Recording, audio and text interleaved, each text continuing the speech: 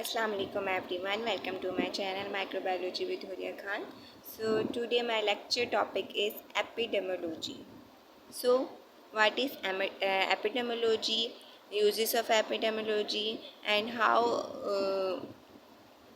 it is work for the people and for environment. Epidemiological study and its type, uses, and how it is work. Okay, so today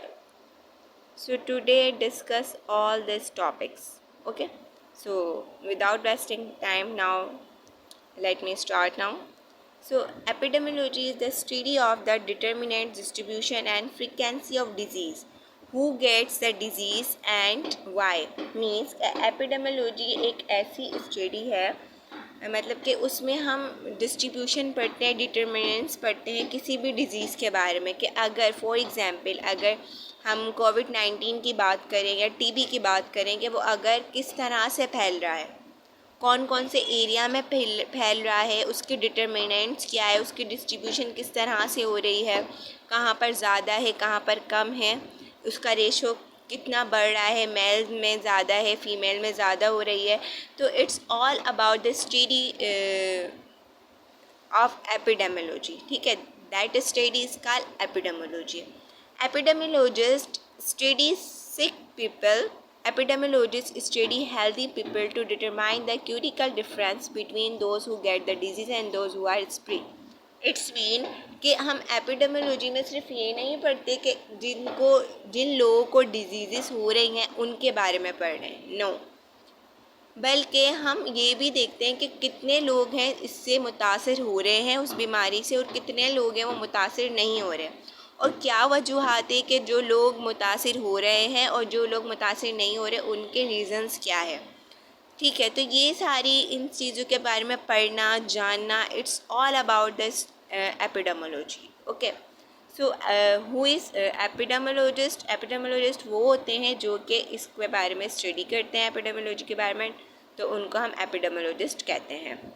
epidemiologist study exposed people. Epidemiologists study non-exposed people to determine the क्यूरिकल effect of the exposure. जाहिर सी बात है, देखें अगर हम कोई भी डिज़ीज़ के बारे में पढ़ रहे हैं या फिर हम उसको देखना चाह रहे हैं कि भाई वो कौन से इलाकों में ज़्यादा है.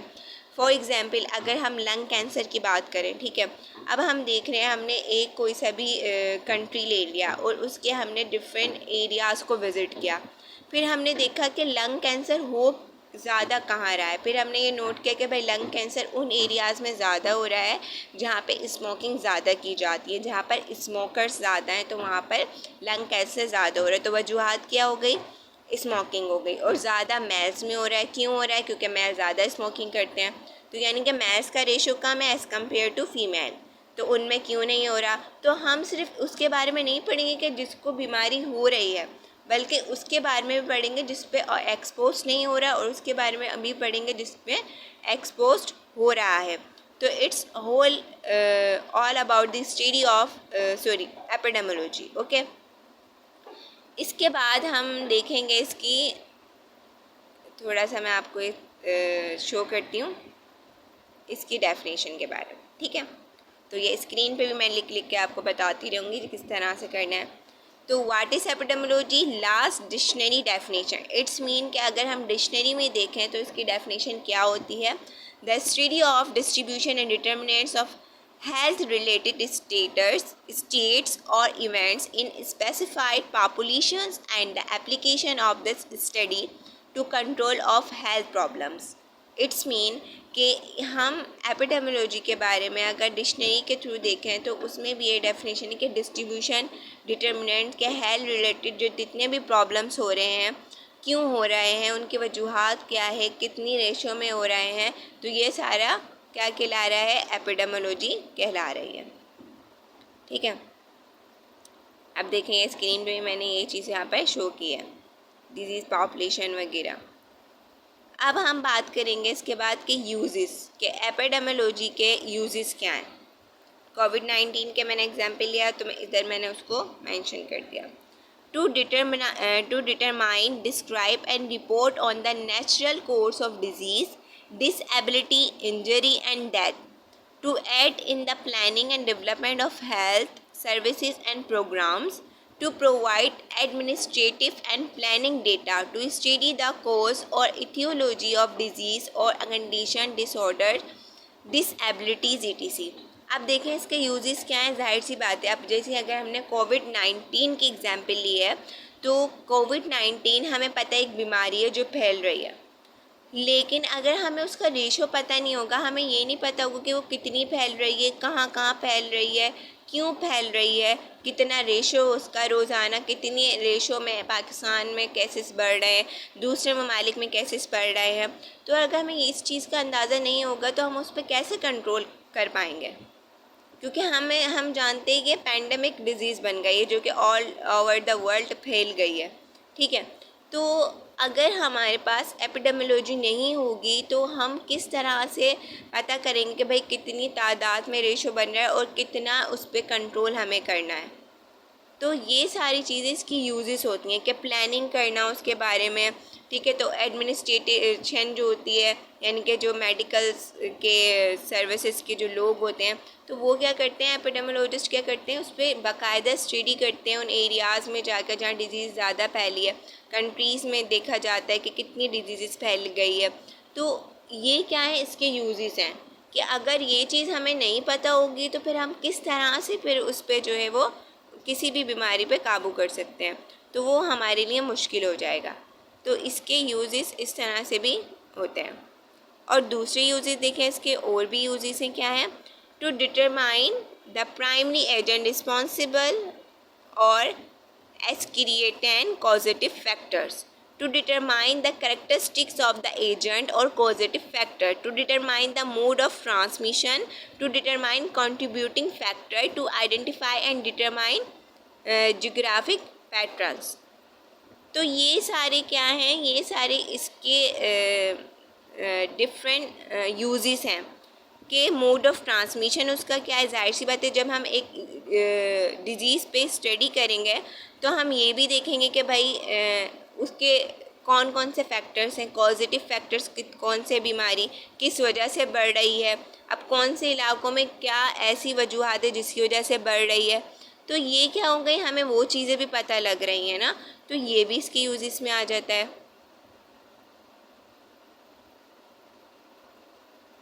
ठीक है। बाकी इसके जो दूसरे हैं हम यूजेस देखें, इस तरह से भी हम इसको कोई ग्राफिकली भी रिप्रेजेंट करता है यूजेस को, तो हम ग्राफ के पैटर्न में भी इसको रिप्रेजेंट करवा सकते हैं कि भाई इस एरिया में इतने हैं तो हम उसका ग्राफ बना लें। और अब इसके बाद जो है ना, इसकी टू ब्रॉड टाइप्स हैं एपिडेमियोलॉजी की, एक होती है डिस्क्रिप्टिव और एक होती है एनालिटिक। अब डिस्क्रिप्टिव क्या में क्या करते हैं, examining the distribution of disease in a population and observing the basic features of its distribution. इसका मतलब यह है कि हम डिस्क्रिप्टिव में क्या देखते हैं, एग्जामाइन करते हैं कि कोई भी डिज़ीज़ कितने रेशो में पॉपुलेशन में फैल रही है, और फिर हम ऑब्ज़र्व करते हैं कि इसके बेसिक फ़ीचर्स क्या हैं, मतलब किस वजूहात की वजह से ये फैल रही है। तो ये डिस्क्रिप्टिव एपिडेमियोलॉजी कहलाएगी। Analytic means investigating hypothesis about the cause of disease by studying how exposure relate to disease. अच्छा, और एनालिटिक में हम क्या देखते हैं, हम ये देखते हैं हाइपोथेसिस, मतलब अपना एक आइडिया, अंदाज़ा लगाते हैं कि भाई अगर कहीं लंग कैंसर हो रहा है, इट्स मीन यहाँ पर स्मोकर ज़्यादा होंगे, इस एरिया में स्मोकिंग ज़्यादा होगी, इसलिए यहाँ से लंग कैंसर के केसेस ज़्यादा हमारे सामने आ रहे हैं। तो ये इन्वेस्टिगेटिव यानी एनालिटिक कहलाएगी। और डिस्क्रिप्टिव क्या हो गई कि हमने एक पूरी डिस्ट्रीब्यूशन के बारे में पढ़ा, किस तरह से डिस्ट्रीब्यूट हो रही है। एनालिटिक में क्या होगा, इन्वेस्टिगेट कर रहे हैं या अपनी हाइपोथेसिस दे रहे हैं, आइडिया लगाने के भाई इस वजह से हो रही है। तो इसकी ये दो ब्रॉड टाइप्स आ गई। अब हम बात करते हैं, यहाँ पर देखें कि 5 वाई इन एपिडेमियोलॉजी, मतलब अब 5 वाई का मतलब ये है कि वाई के वाट क्या, हु कौन, वेयर कहाँ, व्हेन कब, एंड वाई क्यों। तो ये सारी चीज़ें एपिडेमियोलॉजी के अंदर आती हैं।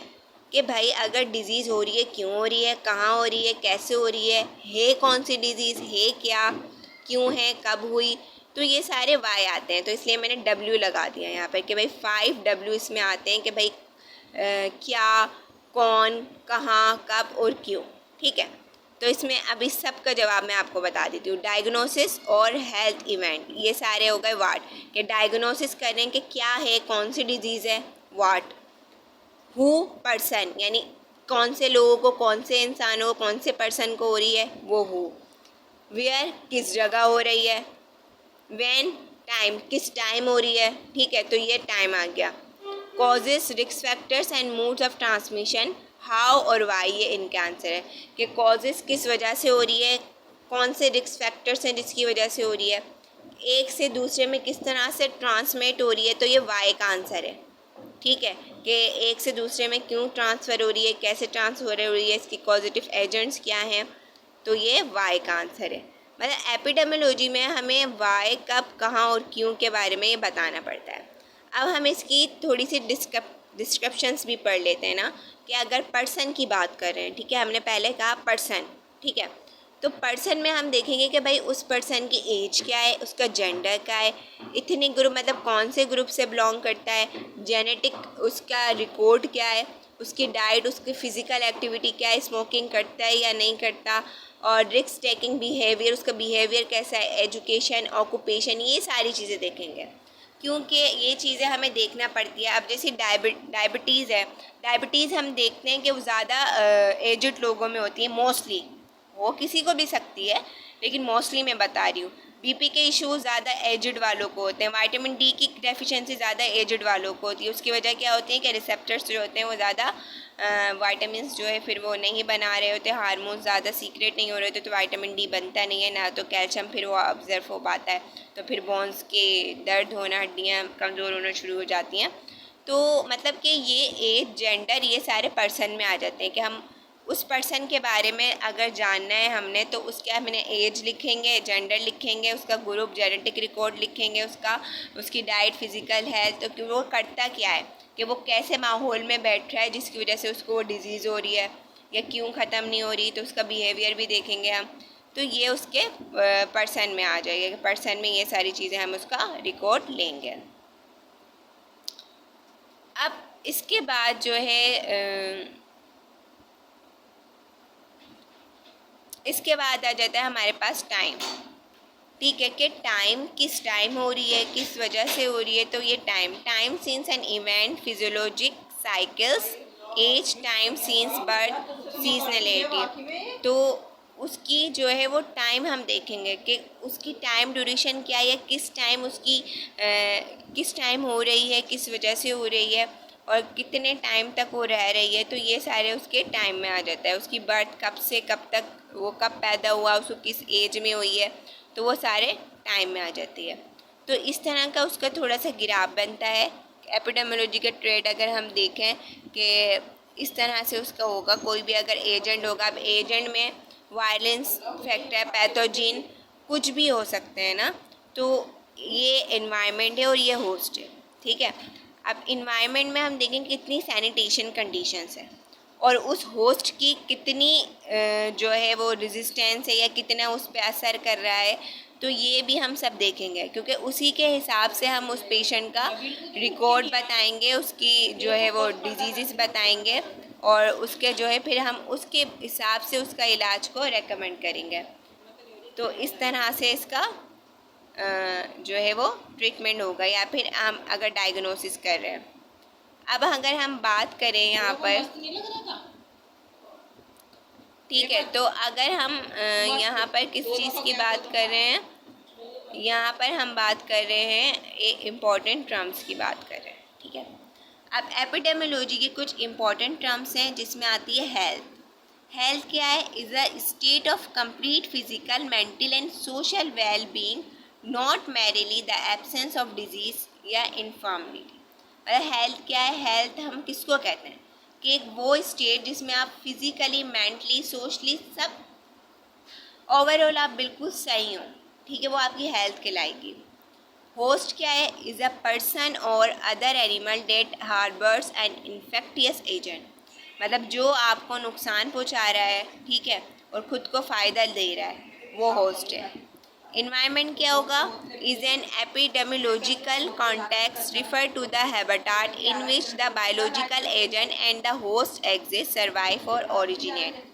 मतलब जहाँ पर वो होस्ट सर्वाइव कर रहा है, जहाँ पर उस होस्ट की और जो खुद है उसकी जो है सारी चीज़ें हो रही हैं, जिस इन्वायरमेंट में उसको डिजीज़ हो रही है या वहाँ पे उसका ट्रीटमेंट चल रहा है, तो ये सारी चीज़ें आ जाएंगी। अब एजेंट्स क्या हो गए? आर बायोलॉजिकल, फिजिकल और chemical factor that contribute to the occurrence of a disease. Agents क्या हो गए? वो बायोलॉजिकल या फिजिकल केमिकल फैक्टर्स हो गए जिनकी वजह से वो डिजीज़ हो रही है। अब हम स्टार्टिंग से स्मोकिंग की बात करें, लंग कैंसर की बात करें, तो इसमें एजेंट क्या होगा? स्मोकिंग करना, सिगरेट, ठीक है। बायोलॉजिकल एजेंट मतलब बायोलॉजिकल एजेंट्स की बात करेंगे तो उसमें वायरसेस, बैक्टीरिया, ये सारी चीज़ें आ जाती हैं। केमिकल एजेंट की बात करेंगे तो उसमें पॉइजन और एलर्जिक जितनी भी चीज़ें होती हैं, या केमिकल्स को, किसी केमिकल से किसी को एलर्जी होती है, वो इनहेल कर ले, अल्कोहल ऐसा कुछ भी कर ले, तो वो केमिकल एजेंट हो गए। फिजिकल एजेंट कौन से हो गए? Radiations, noise, heat. और नॉन बायोलॉजिकल एजेंट कौन से हो गए? Frequently not necessary cause for a disease but contributing factor. तो ये फिज़िकल एजेंट्स में ये सारी चीज़ें आ जाएंगी, रेडिएशन आ जाएगी, नॉइज़, हीट, ये सारी फिज़िकल एजेंट्स आ जाएंगे जिनकी वजह से कोई भी इन्फेक्शन या फिर बीमारी हो रही है, ठीक है। तो ये सारे इसके इम्पोर्टेंट टर्म्स थे। कुछ और इसके इम्पोर्टेंट टर्म्स हैं, वो भी हम देख लेते हैं। थोड़ा मैं आपको फोकस कर देती हूँ ताकि आपको इजीली दिखाई दे। अब ये जो टर्म्स हैं, हम ये वाले टर्म्स इंशाअल्लाह अपनी नेक्स्ट वीडियो में मैं इसको कंटिन्यू करूँगी, क्योंकि वीडियो ज़्यादा लंबी हो रही है। तो इसके लिए अगर आप और ये वाले टर्म्स को जानना चाहते हैं, समझना चाहते हैं, तो मेरी नेक्स्ट वीडियो ज़रूर देखिएगा। आई होप कि ये लेक्चर आपको समझ आया होगा। If you any confusion, any question about my whole lecture, please you can ask me in my comment section box. Thanks for watching. Please like, share, subscribe my channel please, and stay healthy, stay blessed. अल्लाह हाफ़िज़।